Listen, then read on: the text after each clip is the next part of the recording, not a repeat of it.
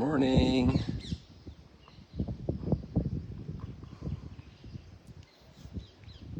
Good morning, everybody.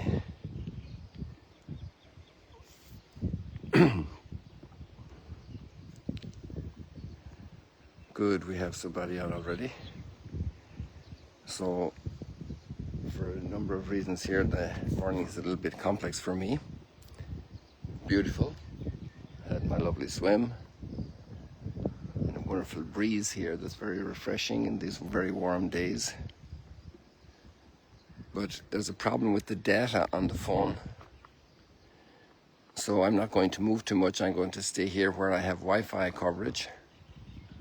Just so you understand why I won't walk around that much. And that's okay. We can admit such a moment. So we're between these pinkish bougainvillea and there's very few red ones left here. And the yellow ones, the big yellow ones, the yellow blossoming. So we just give a couple of brief thoughts today.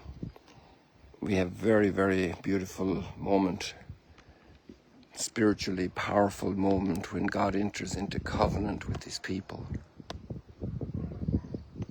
And there's such a flowering of creation to an amazing degree. It's kind of a foretaste of the fact that the depth of the covenant God will go in when the Word becomes flesh and dwells among us. That God makes a covenant with his people. It's really, it must have been like I guess they had that language in the mythology a little bit. There were deals and everything, but this transcendent God that's the creator of everything wants to have a personal relationship with us that's faithful, that's stable, that's not up to the whims and fancies.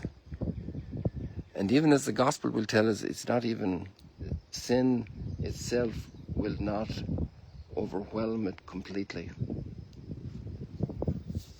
In God, there's no revenge that way, there's no hatred.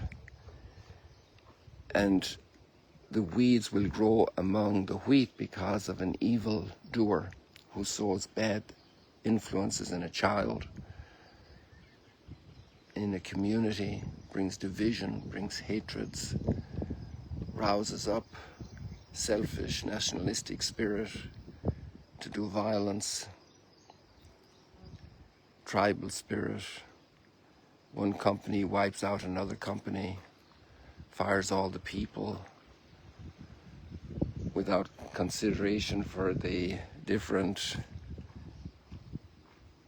stakeholders in fairness and justice. And so a lot of hatred can be stirred up, a great sense of injustice and victimhood, perpetration of evil. Think of the selling of slaves, thinking of Joseph's brothers selling him to slavery inside the very family. And the weeds are in the field among the good crop. Another powerful farming image, but that opens up for us a great mystery. And there are many mysteries. The mystery of God, our mind can't wrap around it. The mystery of creation, and our minds are challenged very much for scientists and theologians to wrap their minds around it and to do that together. And then we have the mystery of God's interaction with us. We also use the word for the mystery of evil. It's not just some little mistake. It's not just some little bad thing that accidentally happened. There's a mystery of evil. There's an evil spirit at work. And in fact, Paul will tell us to be careful not to think that we're the ones to wipe out all the evil. We can't. That's in God's hands, in his good time, to separate the good from the bad. And there also is a very important, in a certain sense, a hope-filled consolation that for now doesn't heal our gaping wounds of divisions and hatreds, but the hope-filled consolation that all of this will be resolved by God in the judgment but we're also responsible like partners in a covenant. So we're expected to keep the covenant, and that's very challenging for us human beings.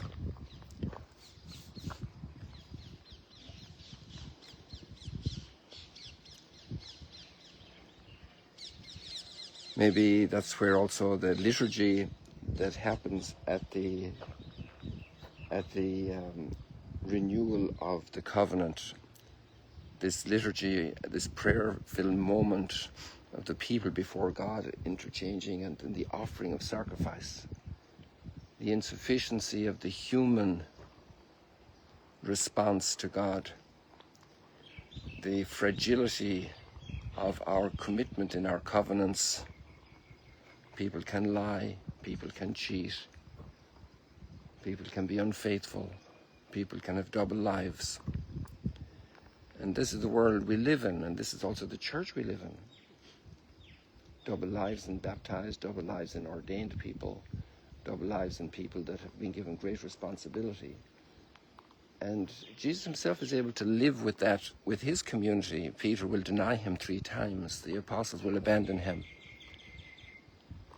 It's a mystery that God allows all of this. He gives us that space because he doesn't want to annul our freedom as well. And he wants us to be with him through love. And that love has to be forged because we're kind of damaged. We have to. It's one of the greatest and most noble tasks, probably the greatest and most noble task of parents, to raise their children to capture the essence of love and sacrifice and patience and forgiveness and helpfulness and generosity, and making space for a child that doesn't have the same talent, that has some disadvantages in some different way, a neighbor's child, a classmate.